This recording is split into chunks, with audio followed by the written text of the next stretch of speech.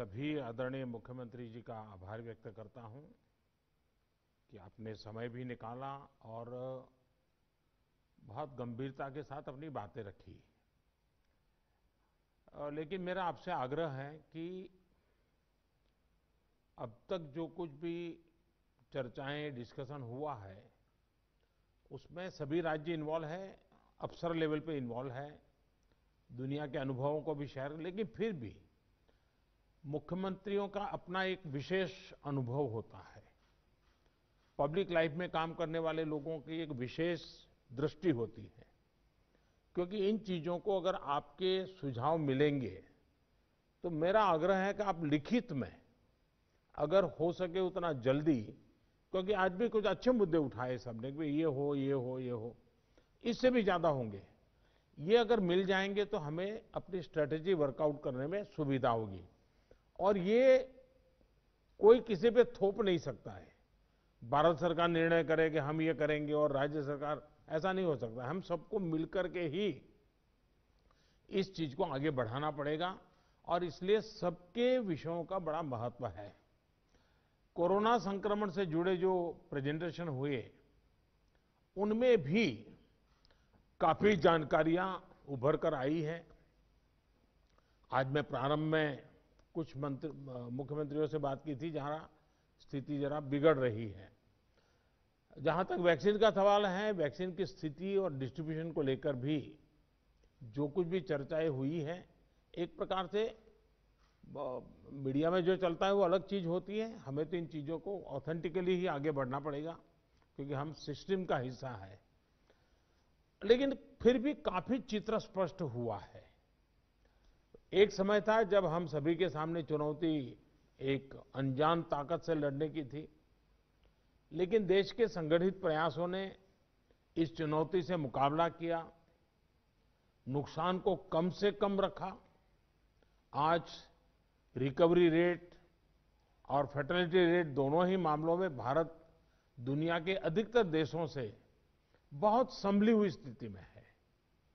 हम सभी के अथक प्रयासों से देश में टेस्टिंग से लेकर ट्रीटमेंट का एक बहुत बड़ा नेटवर्क आज काम कर रहा है।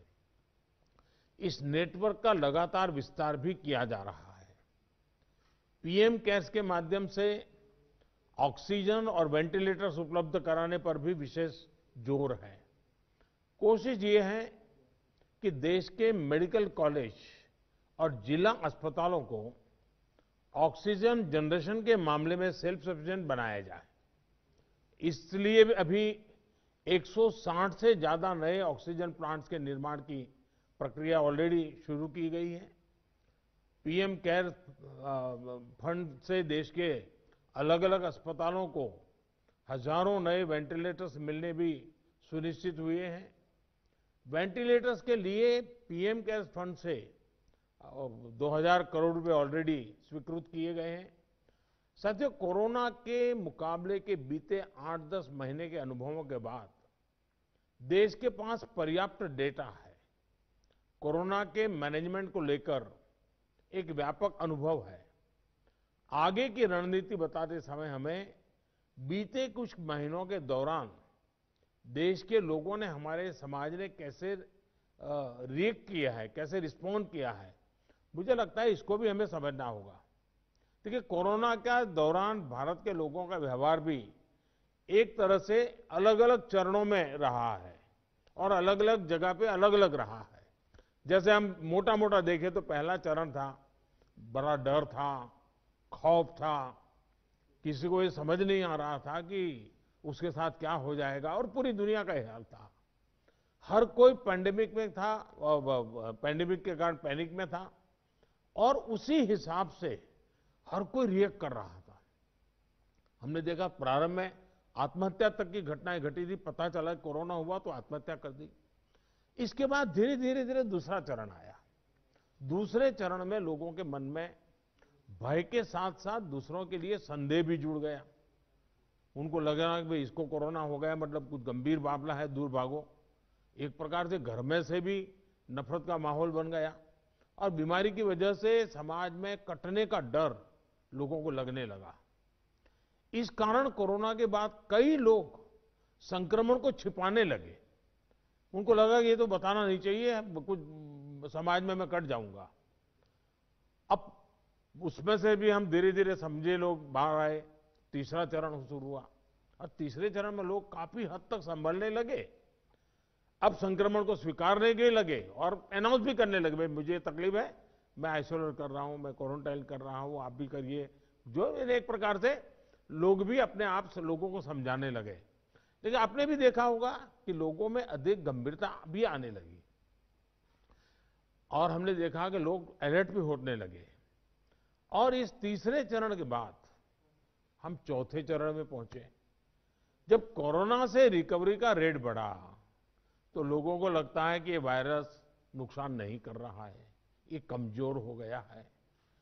बहुत से लोग ये भी सोचने लगे हैं कि अगर बीमार हो भी गए तो ठीक हो जाएंगे। इस वजह से लापरवाही का ये स्टेज बहुत बड़ा व्यापक हो गया है।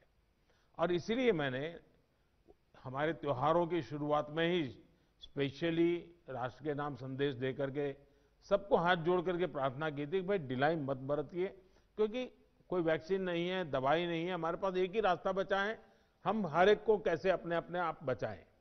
और हमारी जो गलतियां हुई वही एक खतरा बन गया, थोड़ा ढिलाई आ गई। इस चौथे चरण में लोगों को कोरोना की गंभीरता के प्रति हमें फिर से जागरूक करना ही होगा। हम एकदम से वैक्सीन पर शिफ्ट तो जिसका काम करना है करेंगे, हमें तो कोरोना पर ही फोकस करना है। हमें किसी भी हालत में ढिलाई नहीं बरतने देनी है। हाँ, शुरू में कुछ बंधन इसलिए लगाने पड़े ताकि व्यवस्थाएं भी विकसित करनी थी, लोगों को थोड़ा एजुकेट भी करना था। अब हमारे पास टीम तैयार है, लोग भी तैयार हैं। थोड़ा आग्रह रखेंगे तो चीजें संभल सकती हैं। जो जो चीज हम तैयार करें उसको जरा इंप्लीमेंट करें और हमें आगे अब कोई बढ़े नहीं, इसकी चिंता जरूर करनी होगी, कोई नई गड़बड़ न हो। आपदा के गहरे समंदर से हम निकले हैं, ये हम मान के चले। इतना बड़ा देश, दुनिया मानती थी कि भारत तो नहीं संभल पाएगा। आपदा के गहरे समंदर से हम निकलकर हम किनारे की तरफ बढ़ रहे हैं।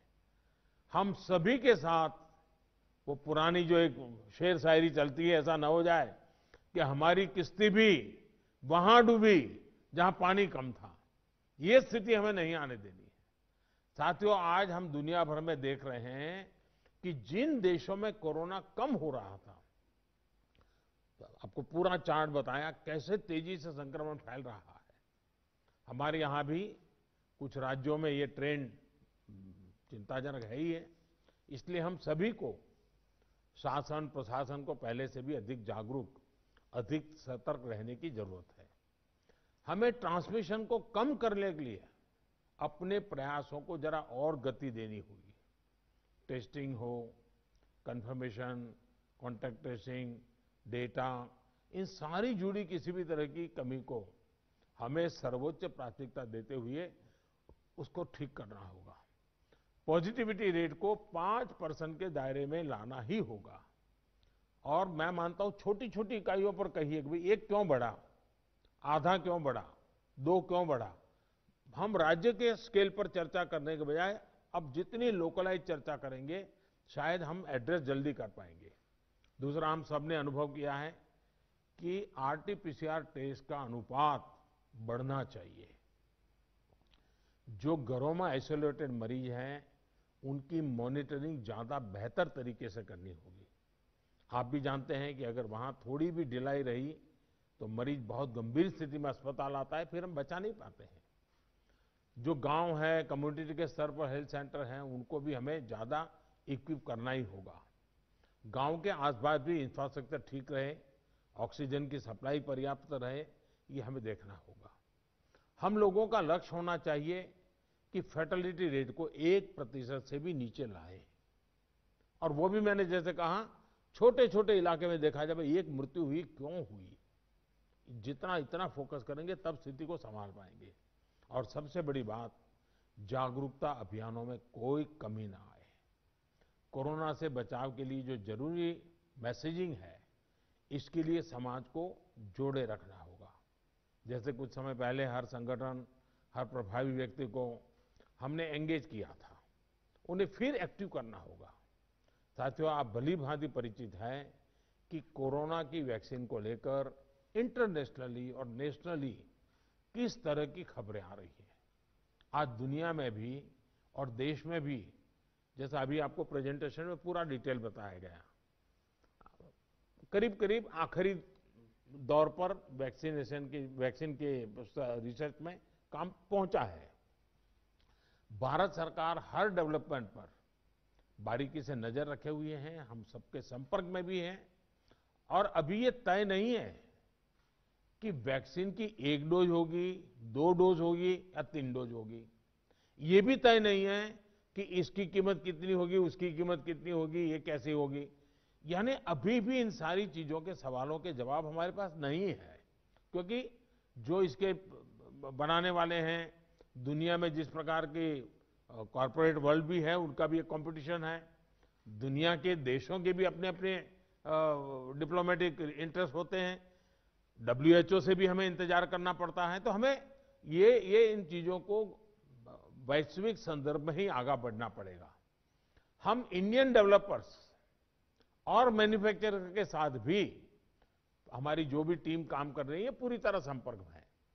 इसके अलावा ग्लोबल रेगुलेटर्स, अन्य देशों की गवर्नमेंट्स, मल्टीलेटरल इंस्टीट्यूशंस और साथ ही इंटरनेशनल कंपनीज, सभी के साथ जितना संपर्क बढ़ सके, जितने यानी रियल टाइम कम्युनिकेशन हो, इसके लिए पूरा प्रयास, एक व्यवस्था बनी हुई है। साथियों, कोरोना के खिलाफ अपनी लड़ाई में हमने शुरुआत से ही एक एक देशवासी का जीवन बचाने को सर्वोच्च प्राथमिकता दी है। अब वैक्सीन आने के बाद भी हमारी प्राथमिकता यही होगी कि सभी तक कोरोना की वैक्सीन पहुंचे, उसमें तो कोई विवाद हो ही नहीं सकता है। लेकिन कोरोना की वैक्सीन से जुड़े भारत का अभियान अपने हर नागरिक के लिए एक प्रकार से नेशनल कमिटमेंट की तरह है। इतना बड़ा टीकाकरण अभियान स्मूथ हो, सिस्टमैटिक हो और सस्टेन हो, ये लंबा चलने वाला है। इसके लिए हम सभी को, हर सरकार को, हर संगठन को एकजुट होकर के, कोऑर्डिनेशन के साथ एक टीम के रूप में काम करना ही पड़ेगा। साथियों, वैक्सीन को लेकर भारत के पास जैसा अनुभव है, वो दुनिया के बड़े बड़े देशों को भी नहीं है। हमारे लिए जितनी जरूरी है स्पीड है, उतनी ही जरूरी है सेफ्टी भी है। भारत जो भी वैक्सीन अपने नागरिकों को देगा, वो हर वैज्ञानिक कसौटी पर खरी होगी। जहां तक वैक्सीन के डिस्ट्रीब्यूशन की बात है, तो उसकी तैयारी भी आप सभी राज्यों के साथ मिलकर के की जा सके रही है। वैक्सीन प्राथमिकता के आधार पर किसे लगाई जाएगी, ये राज्यों के साथ मिलकर के, ये मोटा मोटा खाका भी आपके सामने रखा है कि भाई अगर इस प्रकार से WHO ने जो कहा है हम चलते हैं तो अच्छा है। लेकिन फिर भी ये निर्णय तो हम सब मिलकर के ही करेंगे। हर राज्यों के सुझाव का महत्व इसमें बहुत रहेगा, क्योंकि आखिरकार उनको अंदाज है कि उनके राज्य में ये कैसे होगा। हमें कितनी अतिरिक्त कोल्ड स्टोरेज की जरूरत रहेगी, मुझे लगता है कि राज्यों ने इस पर अभी बल दे करके व्यवस्थाएं खड़ी कर देना शुरू कर देना चाहिए। कहाँ कहाँ संभव हो गए, उसके पैरामीटर्स क्या हो गए, उस पर हमें यहाँ से सूचनाएं तो डिपार्टमेंट को चली गई है, लेकिन इसको अब इम्प्लीमेंट करने के हमने रेडी रखना पड़ेगा। और जरूरत पड़ी तो अतिरिक्त सप्लाई भी सुनिश्चित की जाएगी। और इसका विस्तृत प्लान बहुत जल्द ही राज्य सरकारों के साथ मिलकर के तय कर दिया जाएगा। हमारी राज्यों की और केंद्र की टीम साथ लगातार वो बातचीत कर रहे हैं, काम चल रहा है।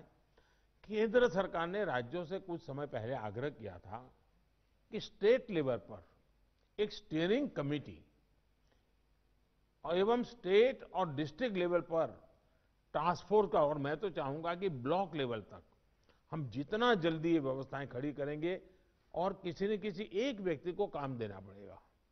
इन कमेटियों की रेगुलर बैठकें हो, उनकी ट्रेनिंग हो, उनकी मॉनिटरिंग हो, और जो ऑनलाइन ट्रेनिंग होती है वो भी शुरू हो। हमें हमारा रोजमर्रा के काम के साथ कोरोना से लड़ते लड़ते भी इस एक व्यवस्था को भी विकसित तुरंत करना पड़ेगा, ये मेरा आग्रह रहेगा। जो कुछ सवाल आपने कहे हैं, कौन सी वैक्सीन कितनी कीमत में आएगी ये भी तय नहीं है। मूल भारतीय वैक्सीन अभी दो मैदान में आगे हैं, लेकिन बाहर के साथ मिलकर के हमारे लोग काम कर रहे हैं।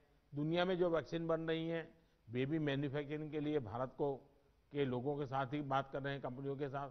लेकिन इन सारे विषयों में हम जानते हैं कि 20 साल से मान लीजिए कोई दवाई पॉपुलर हुई है, 20 साल से लाखों लोग उसका उपयोग कर रहे हैं, लेकिन कुछ लोगों को उसका रिएक्शन आता है, आज भी आता है, 20 साल के बाद भी आता है। तो ऐसा इसमें भी संभव है। निर्णय वैज्ञानिक तराजू पर ही तोला जाना चाहिए। निर्णय उसकी जो अथॉरिटीज हैं उन अथॉरिटीज के सर्टिफाइड व्यवस्था से ही होनी चाहिए। हम लोग समाज जीवन की चिंता करते हैं, लेकिन हम सब जानते हैं कि हम कोई वैज्ञानिक नहीं है, हम इसकी एक्सपर्टाइज हमारी नहीं है।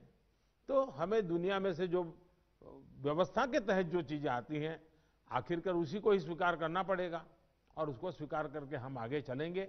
लेकिन मैं आपसे आग्रह करूंगा कि आप के मन में जो योजना हो, खास करके वैक्सीन के संबंध में, किस प्रकार से आप डिलीवरी नीचे तक ले जाएंगे, आप जितना जल्दी बहुत डिटेल प्लान करके लिख करके भेजेंगे तो निर्णय करने में सुविधा होगी। और आपके विचारों का ताकत इसमें बहुत है। राज्यों का अनुभव बहुत अहमियत रखता है, क्योंकि वहीं से ये चीज आगे बढ़ने वाली है। और इसलिए मैं चाहूंगा कि आपका बहुत ही एक प्रकार से प्रोएक्टिव पार्टिसिपेशन इसमें बने, यही मेरी अपेक्षा है। लेकिन मैंने पहले ही कहा, वैक्सीन अपनी जगह पे है, वो काम होना है, करेंगे, लेकिन कोरोना की लड़ाई जरा भी ढीली नहीं पड़नी चाहिए, थोड़ा सा भी ढिलास नहीं आनी चाहिए। यही मेरी आप सबसे रिक्वेस्ट है। आज मेरी तमिलनाडु और पुडुचेरी के मुख्यमंत्रियों से बात करने का मुझे अवसर मिला। आंध्र से मैं फोन नहीं कर पाया था सुबह। एक साइक्लोन हमारे पूर्वी तट पे एक्टिव हुआ है, वो कल शायद तमिलनाडु, पुडुचेरी और आंध्र का कुछ हिस्सा वहां पर आगे बढ़ रहा है। और सारी भारत सरकार की टीमें बहुत एक्टिव हैं, सब लोग गए हैं। मैंने आज 2 आदरणीय मुख्यमंत्री जी से बात की थी, आंध्र के मुख्यमंत्री जी से अभी इसके बाद बात करूंगा। लेकिन सबके लिए पूरी तरह भारत सरकार और राज्य सरकारें मिल करके, और पहला काम खाली करवाना, लोगों को बचाना, इस पर हमारा जोर रहे। फिर एक बार मैं आप सबका बहुत आभारी हूं, आप सबने समय निकाला।